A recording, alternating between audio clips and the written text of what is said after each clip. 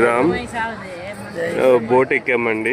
మొత్తం మా family members, మా అమ్మగారు అమరేశ్వర్ రెడ్డి, సుమతి, అంజనారెడ్డి, మా నాన్నగారు,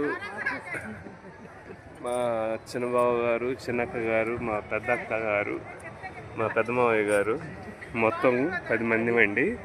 చూడండి, మందాకిన్నది బోట్లో ఉన్నామండి. ఇంకా బోటు ప్రయాణం మొదలవ్వలేదు. ఇక్కడ మరబోట్లు వాటర్ లేదు, మామూలుగా నాటు పడవలు వాడుతున్నారు. షెడ్ వేసి లాక్కోబోతారు అనమాట. ఇక్కడ హిస్టరీ తెచ్చుకుంటూ తీసుకెళ్తున్నారు. మాకు ఇప్పుడు గైడ్ ఎవరు వస్తారో చూడాలి.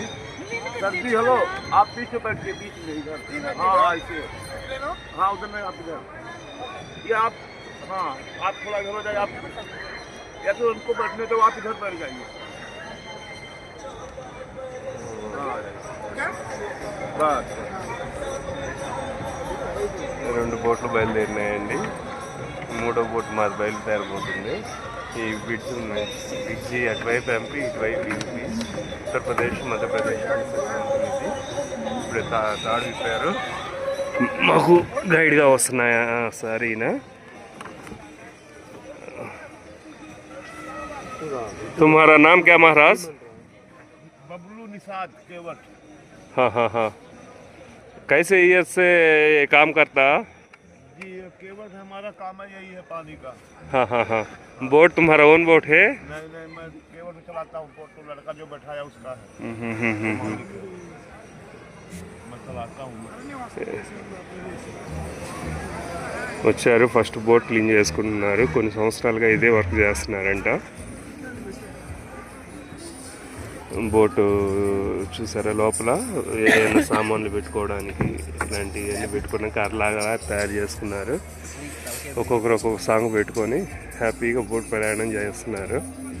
ఇదిగోండి ఆ బ్రిడ్జ్ ఉంది చూసారండి, కనిపిస్తున్న బ్రిడ్జ్. అది వచ్చేసరికి అటు పక్కనేమో మధ్యప్రదేశ్, సారీ ఉత్తరప్రదేశ్, పక్కన మధ్యప్రదేశ్. 2 రాష్ట్రాలకి బ్రోడర్గా ఉంటుంది.